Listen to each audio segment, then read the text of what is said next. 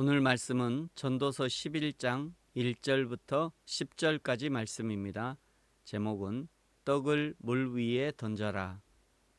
전도서 11장은 해 아래 인생의 불확실성을 어떻게 돌파할 것인가에 대한 지혜로운 투자와 용기 있는 행동을 다룹니다. 앞 장들이 세상의 허무와 모순을 분석했다면 11장은 그 불확실성을 핑계 삼아 주저앉지 말고 오히려 공격적으로 선을 행하고 오늘을 즐기라고 권면합니다. 1절과 2절은 내 떡을 물 위에 던지라고 권면하죠. 1절 너는 내 떡을 물 위에 던져라. 여러 날 후에 도로 찾으리라. 7에게나 8에게 나눠줄지어다. 무슨 재앙이 땅에 임할는지 내가 알지 못함이니라.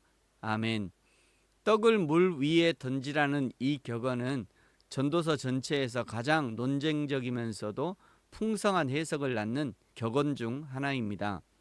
그 중에서도 지지를 얻는 견해는 솔로몬 시대나 그 이후 고대 근동에서 물 위에 떡, 곡물을 던지는 것은 해상무역을 의미했습니다.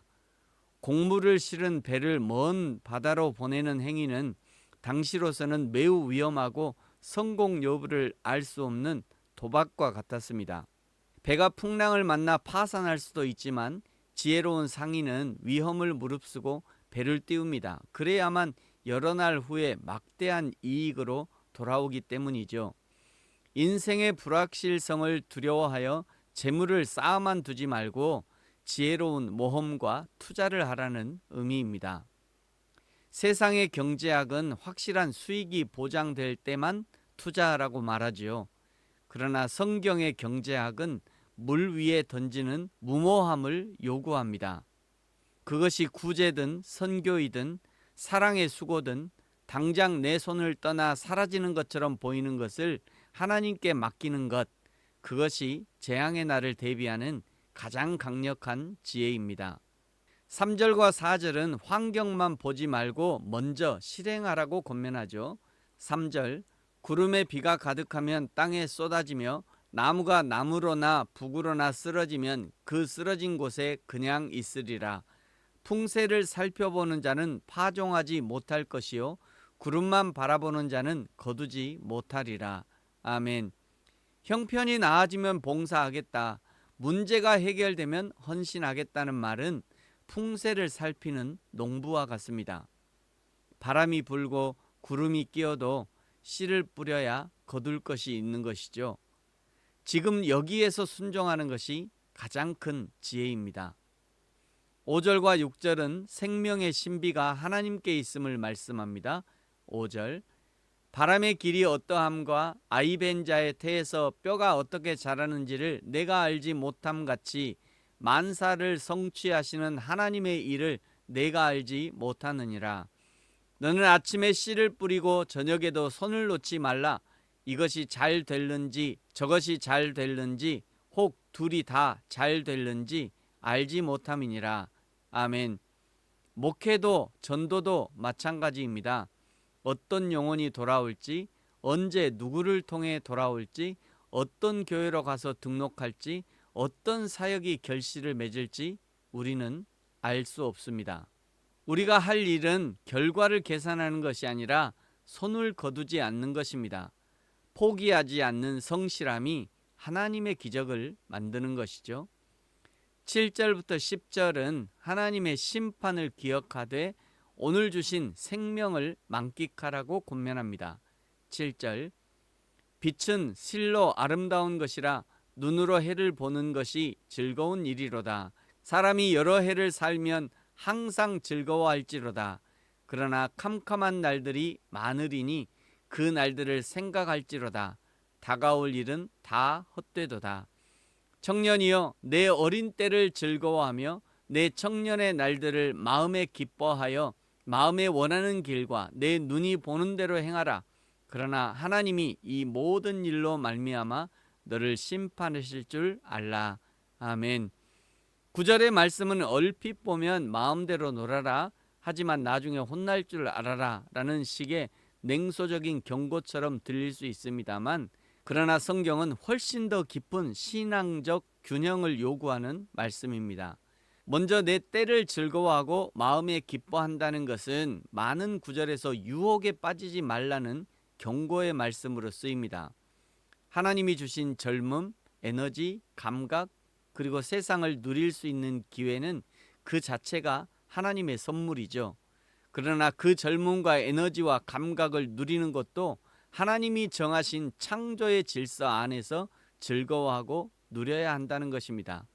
그 하나님의 울타리를 벗어나는 순간 심판이 기다리고 있는 것이죠.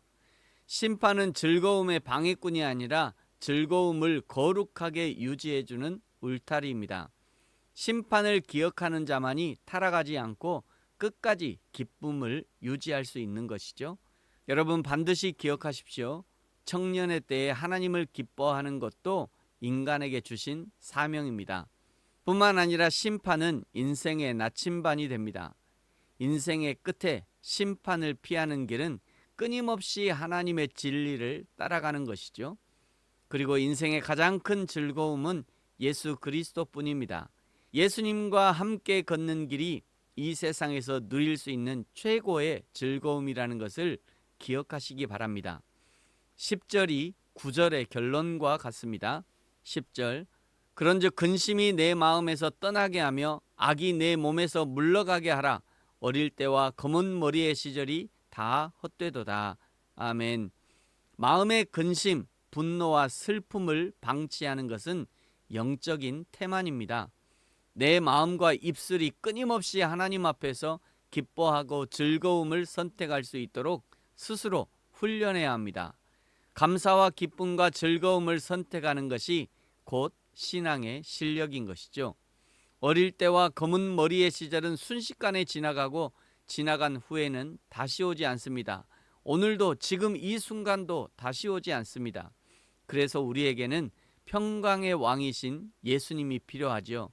예수님은 수고하고 무거운 짐진 자들아 다 내게로 오라 초청하셨습니다. 우리 인생의 검은 머리가 흰 머리가 되기 전 가장 찬란한 오늘 우리의 마음과 몸을 예수님께 맡기십시오. 예수님이 주시는 참된 평안 안에서 근심을 버리고 거룩한 기쁨으로 오늘 하루를 채워갈 수 있기를 예수님의 이름으로 축복합니다. 아멘. 기도하겠습니다. 하나님 아버지 감사합니다. 오늘도 우리에게 기회의 날들을 허락해 주셔서 감사합니다. 오늘 하나님 앞에서 기쁨을 선택하고 감사를 선택하고 즐거움을 선택할 수 있게 하시고 나의 생각과 행동 모든 것을 심판하시는 심판의 하나님을 기억하면서 사명으로 주신 오늘을 성실과 충성으로 살아갈 수 있도록 축복하여 주옵소서. 감사합니다. 예수님의 이름으로 기도합니다. 아멘. 하늘에 계신 우리 아버지, 아버지의 이름을 거룩하게 하시며 아버지의 나라가 오게 하시며 아버지의 뜻이 하늘에서와 같이 땅에서도 이루어지게 하소서. 오늘 우리에게 일용할 양식을 주시고 우리가 우리에게 잘못한 사람을 용서하여 준 것 같이 우리 죄를 용서하여 주시고 우리를 시험에 빠지지 않게 하시고 악에서 구하소서. 나라와 권능과 영광이 영원히 아버지의 것입니다. 아멘.